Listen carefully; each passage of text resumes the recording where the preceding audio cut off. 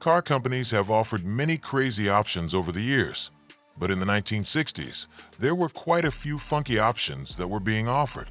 Chrysler certainly had its share of funkiness when it came to these options, but one of the most strange and, I think, also cool options that was ever placed in a vehicle was available for only 2 years on Imperial vehicles, not Chrysler Imperial, but just Imperial vehicles for 1967 and 1968. The final 2 years before the Imperial would transition to the new fuselage body style in 1969, and that is the so-called Imperial Mobile Director option. Now Chrysler, during this time frame, unlike some of the other auto companies, for whatever reason, had this infatuation with dictaphones that were optional and you could get on your Chrysler Imperial. Even your Plymouth, you could get a dictaphone or a Dodge. And consequently, I guess they thought it was popular and that the customers enjoyed options that allowed them to, in effect, execute things that they would normally do at the office in their car. And so the Mobile Director option was kind of the pinnacle of this, because it came with a fair amount of content that allowed you to use your car as an office. Now, as I said, it was only available for 1967 and 1968, and it was only available on Imperial coupes. You could not get it on the 4 doors, and so it was a bit limiting in that regard. But what was the idea? Well, take a look here, and let's step into this particular 1967 Imperial coupe with a Mobile Director option. Now you can see that the option came with a couple of features, and these are all stock. The first is that passenger seat that swivels around 180 degrees. Now, this was probably a good idea if you were stationary, but I can't imagine this being a good idea if someone were driving the car. I don't know about anybody else, but I would definitely get motion sickness if I were facing rearward while the car was driving. I never liked rear-facing station wagon seats for that reason. Then the second piece was that tabletop that you see there, upon which a yellow typewriter is perched, and that basically unfolded and when it was stored, became the armrest for the front 2 for the front 2 passengers. So I'll show a picture of that in its various forms, but it basically was the armrest for the front passengers. And then it rotated and then unfolded to complete the tabletop that you see there. And then there was also a lamp that was part of the factory option. So you get the lamp, you had the tabletop, you had the 180-degree swivel chair. Those are the main components of the Mobile Director option. Here's another view, so you can see the seat, and notice the underside of the panel that's in the foreground there. It's padded because that's the portion that would actually form the center armrest, so that portion was padded. The other portion just folds out from there. Now, the Mobile Director option was extremely expensive. It was $597 in 1967. I believe the price was reduced to around $320 in 1968. Perhaps Chrysler was trying to sell more of these, but regardless, they just did not sell well. They were very, very rare. I would guess that only in the hundreds were made, maybe even under, let's say, 200. I don't know what the exact figures are, but they are very, very rare and still so cool. Now, why was this so rare? Of course, the price was one factor, but another reason behind that is, the idea here was that an executive team could really sit and work together while they were in the car. And who's going to buy a 2-door Imperial as an executive car and to sit in the back seat? It just doesn't work. You would think that if they made this an option on the 4-door cars, it at least had a chance. But making it an option on the 2-door cars and making it so expensive, I just don't think that it really ever stood a chance at commercial success and was a failure.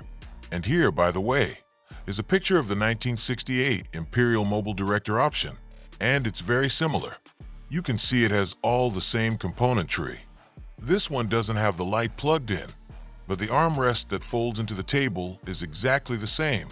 The seat stitch pattern is a little different, but aside from that, and the lower price, it's effectively the same as the 1967 model. So, where in the world did Chrysler come up with this idea for the Mobile Director? Well, let's go back to 1966, 1 year prior. At Chrysler released this 300X concept car. It was based on a 1966 Chrysler 300, which was, let's call it, standard enough. But the interior was totally different. Now, You'll notice here that the passenger seat has been rotated in the rear-facing direction, just like the mobile director. And while there wasn't a table, there was a television set in the rear that you can see the individual could watch here if they wanted. So it had some interesting features similar to the mobile director. And it had a lot of other things too. Notice the steering wheel here is almost like a Knight Rider-esque wheel with two handle grips that you would grip. I'll zoom in now on the instrument cluster. Clearly, this wasn't functional, it was just a mock-up. But you can see the transmission shift buttons there on the steering wheel, warning lights. You allegedly had cameras to see the rear of the vehicle. That's what that is off to the top right there. It's like a rear-view camera. And here's how you would drive the car. Notice the individual is gripping those Knight Rider-esque controls on the steering wheel.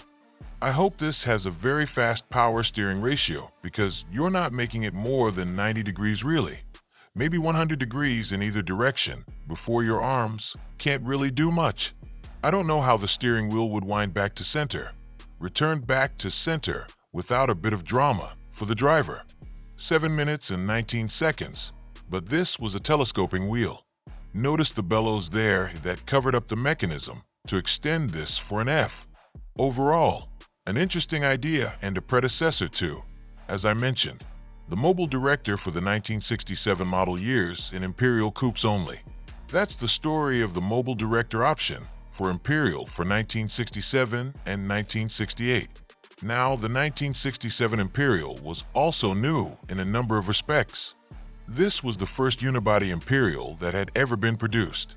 1966 was the last year of the body-on-frame construction style for the Imperial.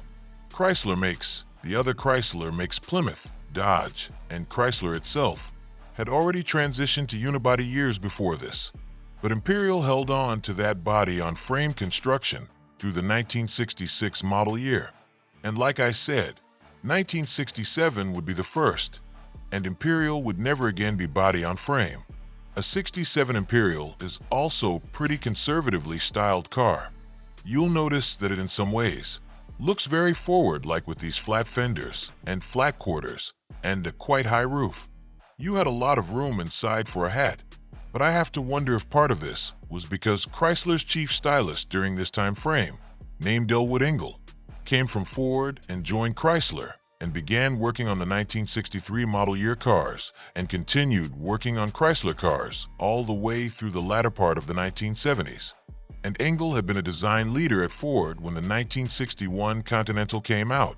You could certainly see some of that 61 Continental's influence in this 67 Imperial. And while the car is conservatively styled, there are a number of elements that I like about it. Those parking lamps there that are incorporated into the fender with the little Imperial Eagle detail, I think are a nice touch. Notice how you have the flat fender. Then you have this trough in between the fender and the main form of the hood. You'll see as we rotate around back that there's a great design symmetry about this car front to back. You can also see the front to back symmetry in the rake of the windshield versus the backlight, although the backlight here is also almost similarly large to the windshield. It doesn't really have any portion that's framed in or French like later Imperials. It's just a wide open backlight, so it just adds that illusion of symmetry. The only thing they needed was to have rear vent windows on this car like the Fleetwoods of the era, and then it really would have looked symmetric. You could almost have this car driving in reverse and think that it might be the front. It's hard to discern what is the front and what is the rear overall. Now under hood for the Imperial for 1967, you got Chrysler's 440 cubic inch V8. That came standard. This wasn't the high output 440, but it did make 350 gross horsepower, plenty of pep to propel the Imperial down the roadway. And of course, you can see here you got the Chrysler air conditioning system with the V-twin 2-piston compressor, which also worked extremely well. The air conditioning systems in these cars generally were quite good. I would say they're not quite as good as the GM systems, but still they were icy cold for the era.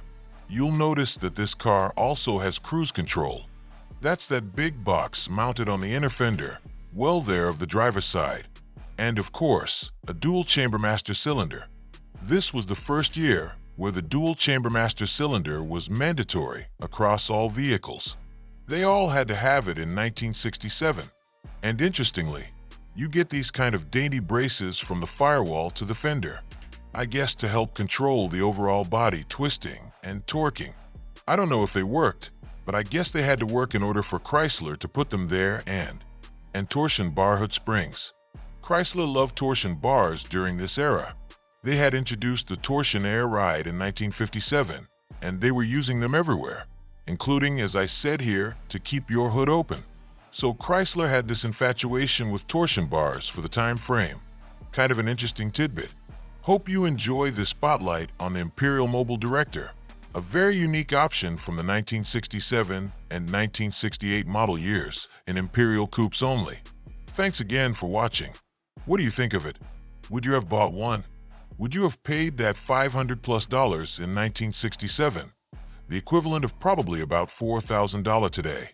That's a hefty sum. Let me know in the comment section. Thanks again.